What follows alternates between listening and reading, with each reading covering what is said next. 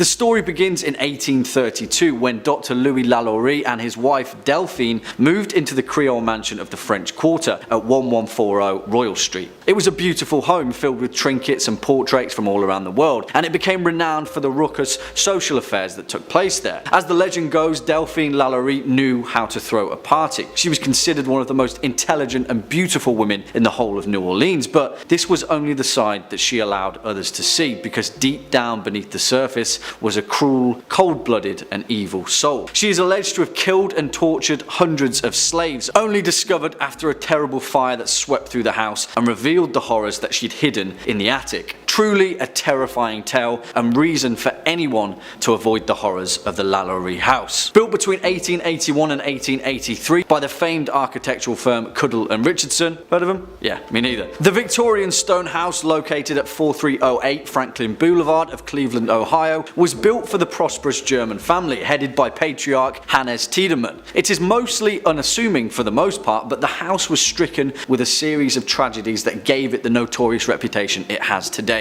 In 1891, Tiedemann's 15-year-old daughter Emma had succumbed to diabetes and tragically died. Not long afterwards, his elderly mother passed away. During the next 3 years, the family would bury 3 more of their children, which gave rise to the tale that there was something more to the deaths than met the eye. Whatever the truth to it, the tales of Franklin Castle are the stuff of horror legend, and throughout the 19th century, whispers of a gruesome axe murder, a mass Nazi shooting in the basement, and the discovery of baby bones in the property's garden only added to the twisted tale. Today, a private property sign stands outside the home as it falls decrepitly into decay. Coming in at number 3, the Monte Cristo Homestead, Australia. Allegedly the most haunted homestead in the whole of Australia, which resides in Junee, New South Wales, and has stood as a landmark to the tragic events that unfold when you decide to build a house in the absolute middle of nowhere. Built in 1885, the property got off to a pretty grim start before it was even finished built, when a pregnant caretaker who was overseeing the construction of the house was mysteriously pushed over a balcony and tragically killed. Later, a baby was thrown down the stairs, and later still, a stable boy tragically burned to death while he slept. Strange really, because we have to remember that this was in the middle of nowhere, and you know, the amount of people on the property was extremely limited. There wasn't exactly a passing trade to the place. Were they all victim to such terrible luck, or were there more nefarious machinations at work? Well, the house lay completely abandoned for 30 years after its continued string of misfortune, and was purchased by the Ryan family, who still live there to this day, keeping it as a relic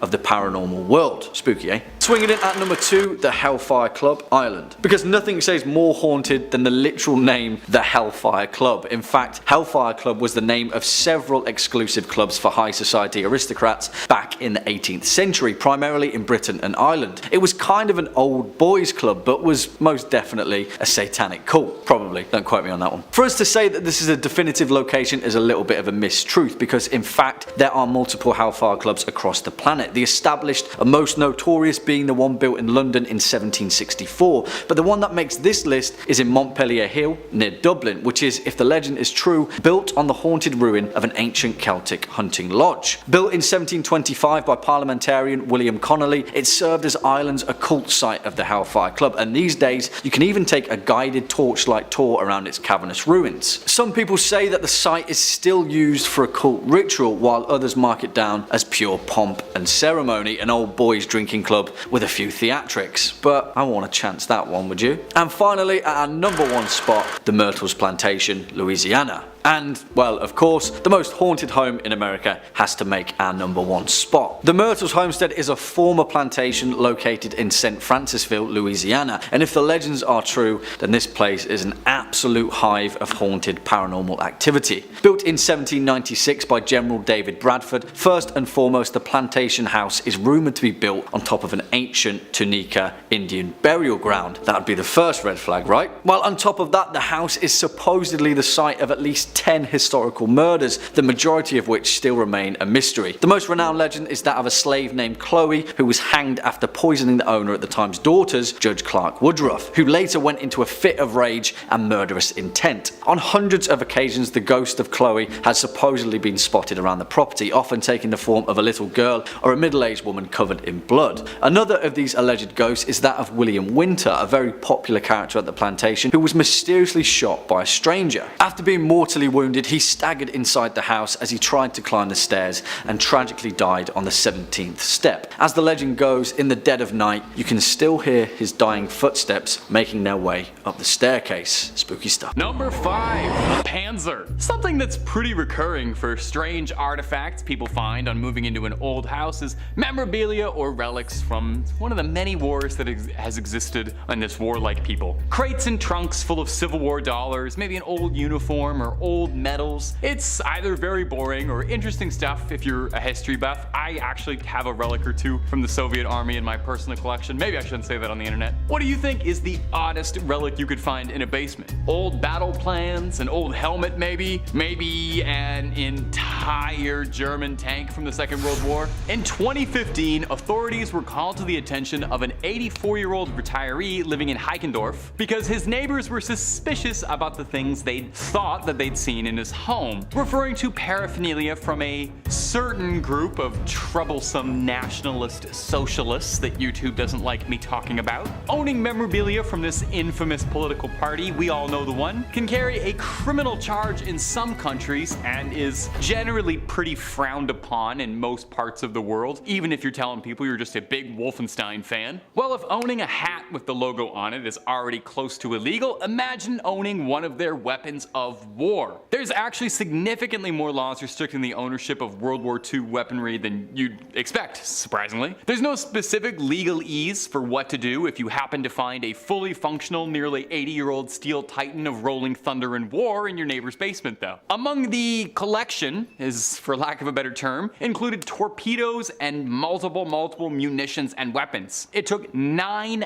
hours of excavation. They literally had to call in the German army to excavate this guy's basement. They discovered a series of uniforms and other various World War II memorabilia from a certain political party that you probably wouldn't want to have in your basement. Hey, everybody's got hobbies. Some people collect Funko Pops of the Golden Girl, some people collect weapons of war. The man was taken in and arrested, and several museums and private collections in the United States offered to buy the items off of him to preserve for museums. A noble idea for sure, but good Lord, could you imagine the shipping costs on a Mark IV Panzer? 2-day free shipping from Amazon Prime, gonna cover that? And if you're looking for way more weird stories, things people have found, cryptids, aliens, conspiracies, true crimes, basically, if it freaks you out, we've done a video or 2 on it. So please, I invite you to click subscribe, make sure to hit that little bell so you don't miss anything, but would you kindly do that at the end of this video? Because I got 4 more weird things found in the basement coming up for you right now. Number 4, sharks. They say you need to be a shark to make it in the cutthroat world of real estate. I think that's speaking metaphorically, but I've been wrong before. Perhaps sometimes people take that a bit too far. In 2019, a 38-year-old in New York was arrested after suspicions that he was doing something strange with sharks when locals in the neighborhood noticed that he had several undergrown sandbar sharks in the back of his truck. Now, 1 or 2 sandbar sharks. When asked, he pleaded guilt to reselling the sharks to private buyers. I would have folded immediately too. I have zero idea how you can explain yourself when the cops ask why you have a bunch of sandbar sharks in your back seat. Well, as if that wasn't nearly enough hot water, things only bubbled up more when the NYPD shipped up to his house and discovered those sharks in the back seat were just the starter sharks. Inside his home was an above-ground pool in the basement containing 7 live sharks and several not as alive sharks. Whether or not they were snacks for the other sharks or just sharks that didn't make the cut, not particularly clear. Now, this might surprise you, but it's actually illegal to sell sharks out of your basement. What actually surprised me, however, is that the trade of them is the illegal part. If you get yourself a fancy permit, you are legally allowed to keep sharks in your basement, but a license costs upward of 10 grand. But imagine being able to flash your shark license at parties. Unbelievable conversation starter and probably the best opening line on Tinder imaginable if you could mention your shark license. Now, if you're worried about these basement dwelling sharks, fret not. They all found homes at the Coney Island Aquarium where they live peacefully and happily, having escaped containment to end up in a slightly larger containment with nicer accommodations. It's kind of like moving up to a minimum security prison where they let you play badminton on break. Number 3, the secret roommate. roommate. Do you have roommates? The odds are decent if you're a young adult watching this video, you probably do. Millennials all live with 14 other people in a house where no one's doing the dishes and we're all stealing the Wi-Fi from Ben's parents. Roommates can be fun. Nice to have someone to split a pizza with and watch Eraserhead after partaking in some stuff. But sometimes a roommate can be a total nightmare. Doesn't clean up after the shower, late on rent, secretly squats in your basement like the Phantom of the Opera. In 2013, a group of Ohio State students discovered, I'm gonna say this, probably the worst thing you could find in your basement, an extra roommate that none of you knew was living there illegally. Initially, they thought it was a joke. A group of freshmen at Ohio State moved into a co-op house and started feeling uneasy. Things would go missing, lights would be left on, objects would be moved. At first, the friends thought that they had a poltergeist on their hands and joked that the house was haunted. Well, it was, of sorts. The friends were searching for the source of these off-putting noises and they eventually found their way towards a locked door in the basement. They called in their building manager, he came in and knocked the door down and they discovered a makeshift hovel with a little living arrangement, framed photographs, and everything. There was someone living in secret in their basement. Their guest was swiftly evicted, and almost heartwarmingly, the students felt bad, quoted as saying, "I'm sure he's a nice guy.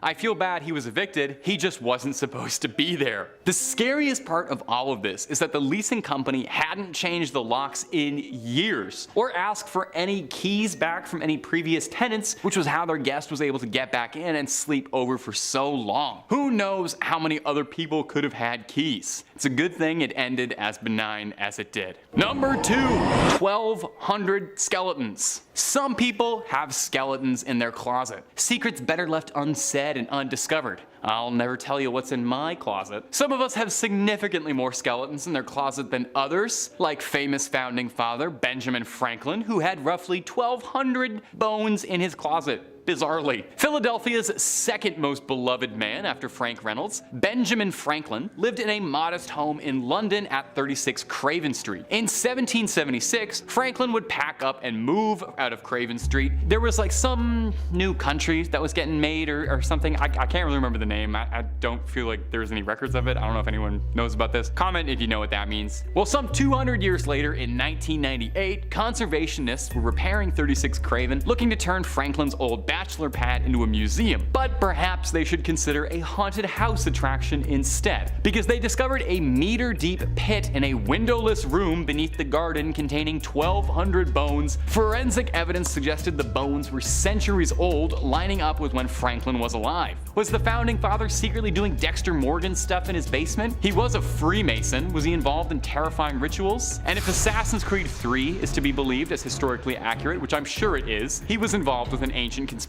of assassins. Now, before you raise your pitchforks at this fast-talking Canadian for besmirching one of the founding fathers, it's actually more understandable than you think. It's pretty freaky, but it's understandable. You see, back in the day, the study of anatomy was kind of frowned upon and looked down on as being grisly and unpleasant and not fit to rub elbows with proper society. So, surgeons and doctors had to turn to grave robbing to get cadavers. Franklin's spot was a safe spot for his friend and protege, the young William Hewson, an up-and-coming surgeon. The place was secure, clandestine, and owned by a trusted friend, so Hewson would dig up bodies and then bury his experiments in his good friend Ben Franklin's backyard. So, Benjamin Franklin just had some very strange friends, and he's not a deranged serial killer that we know of. Number 1, a whole city. And finally, I like to think I've saved the best for last here. We found some strange stuff in the basement so far. We got a tank, sharks, skeletons. But to top it off, we're gonna go with the strangest thing anyone ever found in their basement, an entire lost city. Basically the plot of Lion the Witch and the Wardrobe, but for real. Located in Cappadocia, Turkey, this extraordinary underground complex was discovered completely by accident in 1963 when a local man decided to renovate his basement. So if you've been sitting on your laurels waiting to get started on that home reno project, you might want to. You might have a secret kingdom beneath your basement. As the man began to dismantle a wall in his home, he stumbled upon a hidden passage that led to a vast underground chamber. Does this not sound completely made up? up, like it's the plot to a video game or something. But it happened. Further exploration revealed an expansive network of rooms, tunnels, and staircases extending as deep as 18 stories beneath the surface. This would turn out to be Darankuyu, an underground city that had remained hidden for centuries. This guy basically found Atlantis in his backyard. Darankuyu is estimated to have been built around the 8th century. That's a long time ago, and was used by these ancient inhabitants as a sanctuary and refuge during times of persecution. The city was designed to accommodate thousands of people, featuring living quarters, kitchens, stables, chapels, ventilation shafts, even a sophisticated water system. It's believed that Darankuyu could have provided shelter for up to 20,000 people, along with livestock, ensuring their survival during extended periods of isolation. They would have loved quarantine down there. This discovery shed light on the resourcefulness and advanced engineering skills of its creators. This precision, complexity, and architectural planning involved in such a vast underground settlement were amazing achievements for their time. And some guy just discovered it by accident because it was in his backyard. That's maybe my favorite fact I have ever learned on this channel. Now, the whole real reason behind it is still a topic of speculation. Some people suggest it was primarily for defensive purposes, with its hidden location providing protection against possible invaders, while as others have proposed that it might have served as a center for religious or ceremonial activities because of how many chapels and religious iconography are on its walls. Or maybe it was just like a secret city and they were doing like a Bioshock thing and all the best and brightest were hiding out there from away from society. Anything's equally likely. When you go home tonight, or if you're at home already, I would start knocking on some of the walls or knocking on the floor just in case you have a secret kingdom hiding away. Well, Coming in at number 5, we have a story that found college students Brett Muglin and Mark Hartman questioning whether they would even finish their senior year. In 2013, the pair moved into an absolutely huge student house at Ohio State University. Things were going great until one morning when they woke to find every door in every room wide open. Bedroom doors, the dishwasher, the dryer, the washing machine, even the microwave. Talking to their college newspaper, they said, "We've been telling everybody the story of the ghosts in our house coming and opening all our cupboards, the microwave and oven, and all this stuff. We weren't really sure how to explain it." Things got even weirder when they would start to hear strange noises like dings and alarms late at night. They thought it was coming from downstairs, so they decided to investigate. Brett and Mark scoured the house but didn't find anything until they reached the basement, where they discovered a locked door that no one had a key to. Sounds? They were coming from inside. The noises and strange occurrences continued for weeks until Brett had a weird encounter. He was fixing the power downstairs when he came across a man they had never seen before. Without skipping a beat, the man told Brett, "I was wondering when I would get to meet the people who live here." He introduced himself as Jeremy. Later that day, when Brett and Mark were hanging out with the house's downstairs lodgers, Brett made a comment that he'd met their roommate Jeremy recently, to which they all replied, "We don't have a roommate named Jeremy." In fact, no one had even heard of a man named Jeremy. So, of course, they called the landlord, who then called the police, who then pried off the mystery basement door and inside found a livable bedroom with photos, a TV, and a wardrobe full of clothes. There were even family pictures on the walls, to which Brett later identified the man that he'd met. I told you guys, lock your doors. Next up at number 4 is something pretty different. In August of 2010, amateur antique collector Gloria Gomez was keen to explore the basement of an abandoned Los Angeles apartment building. She had caught word of 3 large trunks that had been left behind from the 1930s and was eagerly hoping to find some treasure. Unluckily for Gloria, the first 2 trunks were empty, but as she broke the lock on the 3rd, she was astounded by what she had found. A gleaming crystal bowl, stacks of beautiful books, and an incredibly rare copy of Peter Pan. There were also 2 leather doctor's satchels, which Gloria had hoped would be worth a pretty hefty sum. While inside those bags were small bundles of LA Times newspapers from the 1930s. But what she found wrapped up in the print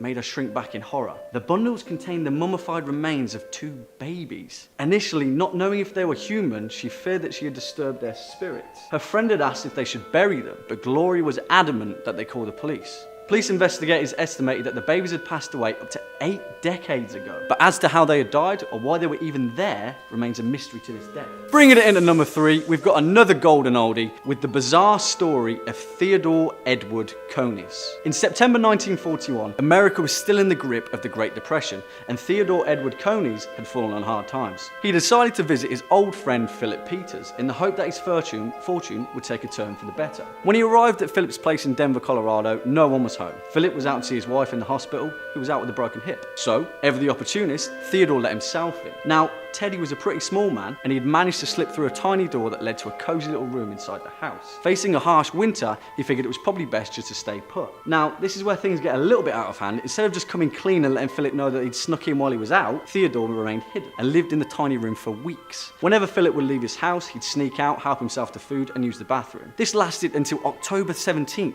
an entire month's worth of hide and seek. On that day, Teddy did his usual routine and slipped out of his hiding hole to cook some lunch. Except Philip hadn't gone out this time. He was actually napping and was terrified by the man walking around his house. Theodore attacked Peters, brutally pistol whipping the 73-year-old man to death. Instead of fleeing the scene, Teddy had gotten used to his hiding spot and returned there after the crime. Police were called after Philip's friends hadn't heard from him in a while and discovered his body while checking the house. The investigators were completely perplexed by the crime and left the case cold. Philip's wife hired housekeepers shortly after his death, but they all quickly left, convinced that the house was haunted. Teddy remained in the house for an insane 11 months until he was caught. It was only until a stubborn police surveillance officer saw him twitch a curtain. He was chased through the house back to the tiny hole that he'd been hiding in. Crazy. Now, at number 2, we're going back to the basement in Beijing. In 2017, a Chinese state report highlighted the existence of an entire underground city of workers right underneath a luxury Beijing apartment complex. Homeowners of the Zhulong Gardens residence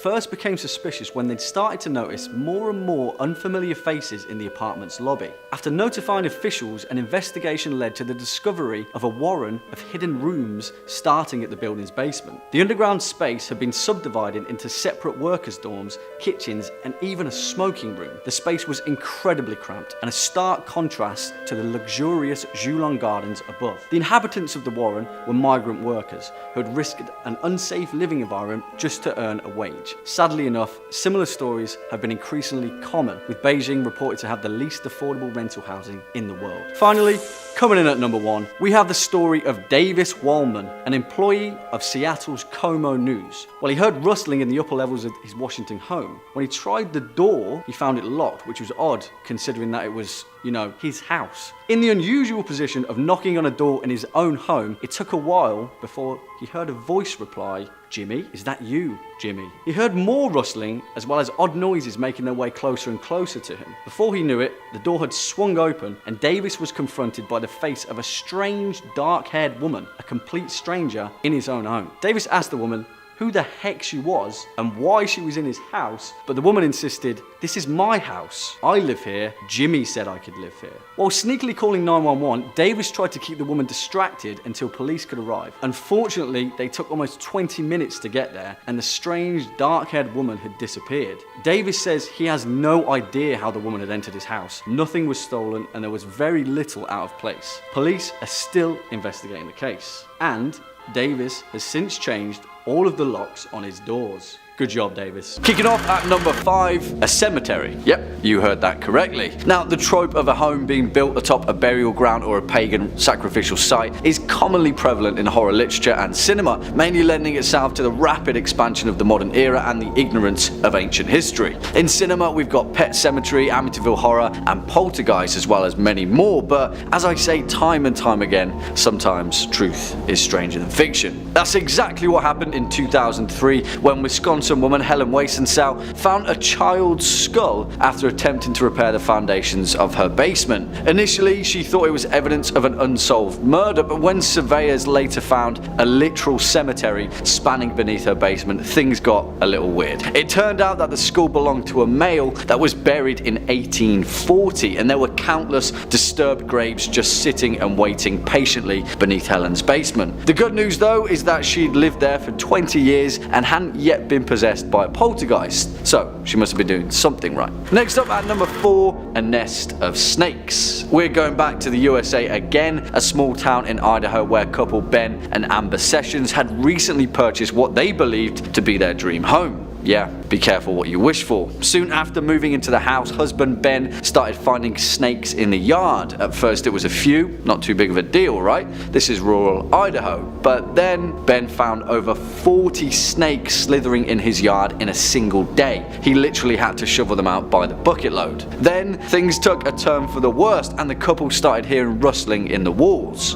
Mice? No, it was like a slithering sound, a buzzing barrage of slithering movement. kind of like the walls were moving. Well, that's when Ben went down to the basement crawl space the next morning, and after he slid away a panel in the foundation, he stepped back in horror. The walls were filled with snakes. Turns out their dream home was actually built on a terrifyingly gigantic hibernaculum, a literal hive of hundreds of snakes living and breeding and feeding on the house's warmth. In an even sadder turn, they had to abandon the house and file for bankruptcy, not before the estate agents that sold them that house tried to put it back on the market for the next unwitting victim though. Those damn estate agents. Coming in at number 3, Ben Franklin's skeletons. Old Benjamin Franklin, the first American and a founding father of the United States, inventor of the bifocals and the Franklin stove. He's got nothing to hide, right? Well, it turns out that he had quite a few skeletons in his closet. Well, basement actually. In 1998, conservationists back in England began making repairs on Franklin's London home, 36 Craven Street, when they stumbled upon a pretty bloody discovery. It turned out in the basement of the house, more than 15 bodies, 6 of which were children,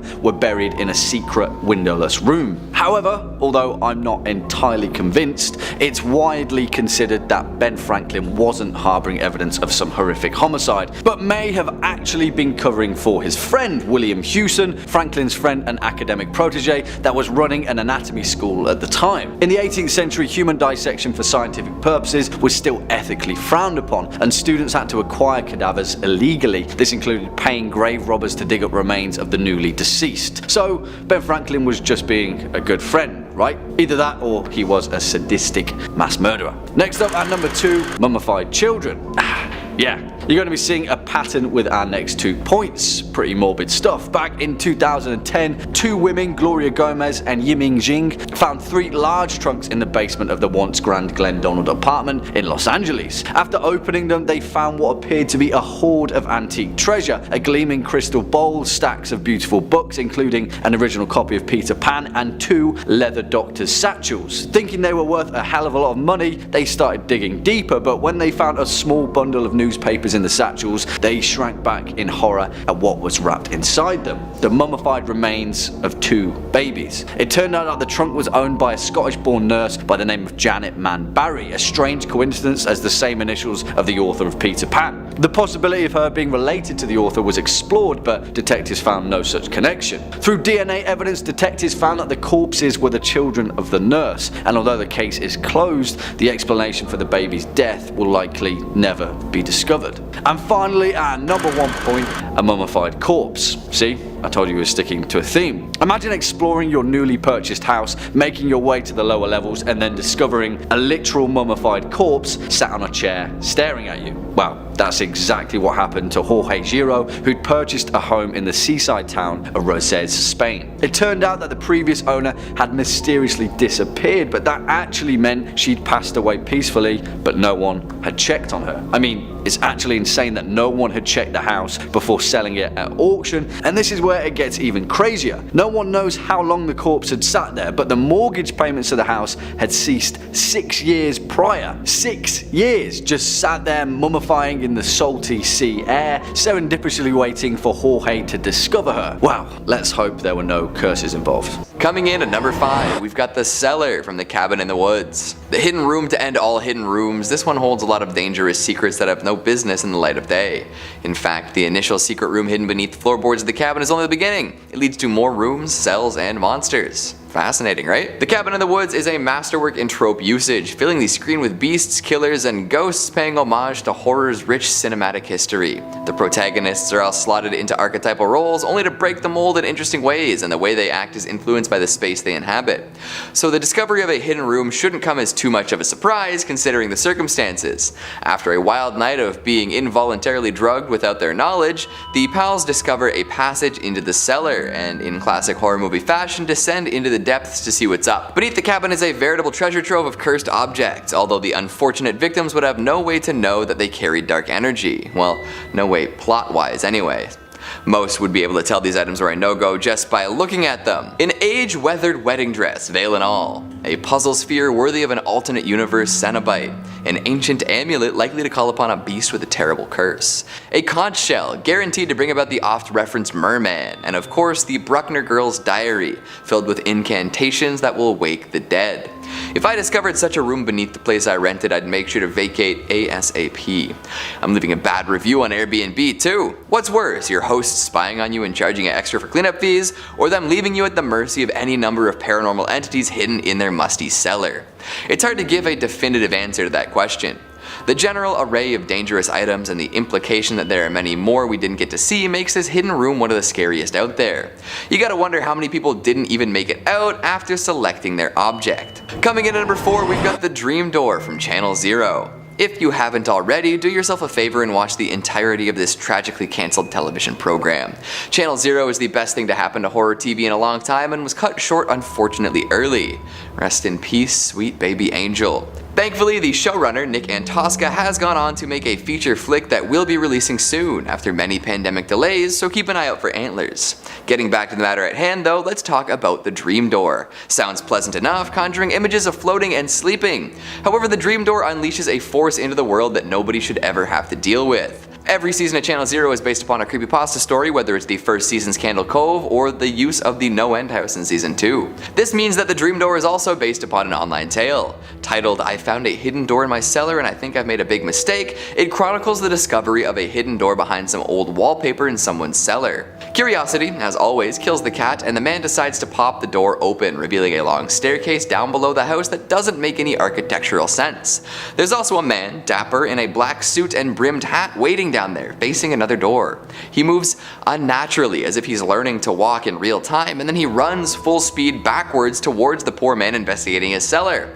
Freaked out, he slams the door and alerts the authorities. The dark-suited man was never seen again, but there was another room to explore, one plastered with ancient blood and indecipherable symbols. A classic creepypasta. This, of course, was adapted to make for an entire season of television. The idea of a secret door being discovered and a released eldritch being stayed the same, but they were both brought out and given additional consequences. The cellar presence in question became a constantly smiling ventriloquist with a penchant for bloodshed, one dreamed up by one of the protagonists when she was just a little girl. The opening of the secret door unleashed this killer into the world, obsessed with keeping his creators safe, but dredging up horrible secrets in the meantime. This confirms that anyone finding a hidden door somewhere unexpected should just... At number 3, we've got Between the Walls and Housebound. Would you rather live in a haunted house or a house with an unknown squatter in it? On most days of the week, I'd opt for the ghost. Phantoms are one thing, they can only do so much, but a full-grown man, living the hermit lifestyle inside of my walls, unbathed, unsocialized, stealing my food and relieving himself? Unacceptable. That's exactly what happened in Housebound, and it laid bare some of my basest fears. For a little while, it appears that the building our protagonist is confined to house arrest inside of is haunted by, a ghost. Odd noises in empty rooms, objects being moved around, unexplained presences spooking folks, the works. The home's history as a halfway house known for gruesome murder adds to this theory. However, it ends up being a long-forgotten squatter that's causing all the ruckus. A man who was once a boy at the halfway house was abused and decided to hide away before he was either killed or brought back to his abuser. He crawled into the walls and survived by sneaking about and stealing supplies. All these years later, he does the same thing. In this little hidey hole, there are a variety of items meant for entertainment and of course the required place to put, well, waste. For a squatter, it's paradise. For a homeowner, it is a horrifying reminder that someone has been living right under your nose for who knows how long. Coming in number 2, we've got The Basement from The People Under the Stairs. The scariest stories are often the ones based in reality, which makes this one extra disturbing. A Wes Craven classic, of course there are going to be some gory and upsetting moments throughout the movie, but the premise itself is absolutely gut-wrenching. Apparently this movie was based upon a real news story Craven had seen, where 2 burglars broke into a house looking for valuables and came across a secret compartment imprisoning 2 children. Embodying the gentleman thieves of lore, they decided to suck it up and go to the authorities who freed the children. Imagine that, breaking into someone's house and then finding a crime much more heinous than your own, and then turning yourself in to report that crime. Legendary. Protection of property should also come after the protection of people anyways, right? But I digress. In the movie, a similar scenario plays out, albeit much more dramatically. The burglars in this case are all killed outright, save for the youngest of the bunch. He discovers a secret basement full of deformed cannibalistic children, all held captive by the incestuous duo of mommy and daddy. Yikes. That is a sight and smell that no sane person would come away from unchanged. And finally, at number 1, we've got The Basement Passage from Martyrs. You know I had to save the most brutal for last. Everything about this secret room is horrific, from the method of discovery to the experiments lying within. Seeking revenge against the family that was responsible for their imprisonment and abuse as children, Anna and Lucy find out where the Belfonds live. Lucy takes matters into her own hands and kills the entire family, afterwards making the realization that she would always be attacked by the demon she dreamed up. Seeing nothing but a dead end, Lucy ends her own life, leaving Anna behind. Anna doesn't know what to do, but soon discovers a secret passage containing a tortured and brutalized woman, confirming her suspicions that the Belfonds had something to do with her troubled past. It doesn't end there though, as it's revealed that this basement torture chamber was developed by a group who attempts to learn more about the afterlife through transcendental insight caused by suffering. I'm sure you can see where this is going. This hidden room below a seemingly average family's home is a place where women are tortured within inches of their life to see if anything can be discovered about the unknowables in the universe. Brutal indeed. Double check those blueprints, folks. Who knows what kind of unconscionable secrets could be hidden below your baseboards? Coming in at number 5, an ex-boyfriend. Yes, you heard me correctly, an ex-boyfriend. Now, for the most part, we have all heard things going bump in the night, but in most cases, it's nothing. The creaking of an old house, the pet that we're sure we have, just your friendly ghost resident, but typically not a live, living person. Back in 2012, a woman named Tracy made a frightening discovery when she realized her ex-boyfriend had been living in her attic 12 years after they had broken up. That's right, 12 years. Tracy, a Rock Hill, North Carolina resident and single mother, says that she heard thumps from above and saw nails start popping out from the bedroom ceiling. She knew instantly that something wasn't right, at first believing it was some kind of poltergeist. According to reports, the ex had been living in the attic for around 2 weeks since he had been released from prison. The pair had broken up more than 12 years prior before he was ultimately incarcerated. According to Tracy, she never even considered getting back with him and had assumed he had gone to Charlotte after his arrest. That was until her adult sons and her nephew found him asleep in the back of the attic. I quote, "They found a man. He had packed all the coats and jackets into the heating unit and was sleeping in the heating unit." Upon being discovered, the ex-boyfriend ran downstairs and out of the house before police could arrive. They found several Route 44 Sonic cups filled with urine and feces, with Tracy later stating that the only way into the attic was via a door inside the home, which is absolutely terrifying. As per this article, the man is still at large. Whether that is still the case, we have no idea. Let's hope not. Otherwise, he's just going around peeing in Sonic cups. Coming in at number 4, we have Shrapnel Shell. A Reddit user by the name of Offer a Fool posted this picture around 2 years ago, which seems to show some kind of shrapnel shell, or perhaps an unexploded grenade of sorts. Well, according to one visitor to the Reddit page, they confirmed it was in fact a shrapnel shell used against infantry in World War II. They went on to state that the numbers and dial are used to set when it would go off. It would normally go off on impact, but could be set to go off at a specified distance. However, they went on to add that they should be very, very careful with it unless it's been diffused, because it was of course designed to explode and kill people similar to a large frag grenade. It may very well still be unexploded. To make matters worse, user longtime gone MTGO chimed in stating, "Just FYI, this one is probably not exploded. These are shrapnel shells. The top pops off before they spray out a load of grape shot. It was pretty common for people to go to collect the tops and reassemble them after they had discharged to sell them as souvenirs. This one does appear to have already been fired based on the grooves in the bottom ring, but you are right. It's possible that it didn't explode on landing, so you shouldn't touch it if you don't know." That is absolutely terrifying. I think I would leave it put in my attic and move out and never go back to that house again. Coming in at number 2, we have Giant Wasps Nest. Back in 2016, homeowners in North London made an absolutely terrifying discovery when they found a wasp's nest in their attic. But it wasn't a regular wasp's nest. This one was absolutely colossal in size and is the stuff of nightmares. This picture shows the size of the nest, which was said to be formed by around 10,000 wasps. Can you imagine that? 10,000 wasps. I've been stung by one in my whole life, and that was enough for me to never go outside again. Now, this was discovered in an unoccupied home, which I assume was left for so long it allowed for the nest to grow to its maximum size of approximately 3.2 feet. Creepier still though, the nest was incredibly intricate, with it featuring a perfectly preserved tunnel built by the wasps, which led from the colony to the outside world. The pest controller forced to deal with the situation stated that he was initially brought in to treat the home for woodworm in preparation for new owners, but instead stumbled across a giant nest. He stated, I quote, "Although you wouldn't want it in your own loft, you have to say it's a very impressive and, in its own way, a very beautiful thing. To each their own, but I can't look at it for longer than 3 seconds. No thank you. If I had that in my home, I would burn it to the ground." And finally, coming in at number 1, we have Mummified Body. Back in December of 2016, Pennsylvania homeowners made a grisly discovery when they found the mummified body of a 21-year-old man in their attic.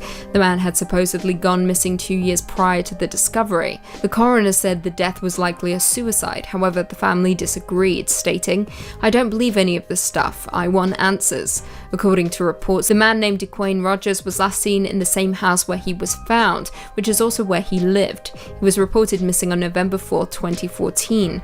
The body was said to be in the home for the last 2 years, however there was no evidence of foul play. His family disagree though, stating he had dreams to join the Navy or become an EMT, would never think about suicide. I quote, "He had dreams to go to great places and do great things. There's not someone who was going to throw their life away." According to report, Roger's grandmother called the police after discovering the body when she heard a loud thump. I quote, "I fell on my knees when I found out. I've been looking for DeQuain for so long. It really hurt me. It really hurt me bad." Now, discovering a body in your attic would be difficult enough to process, but discovering your own family, I can't possibly imagine that type of pain. It's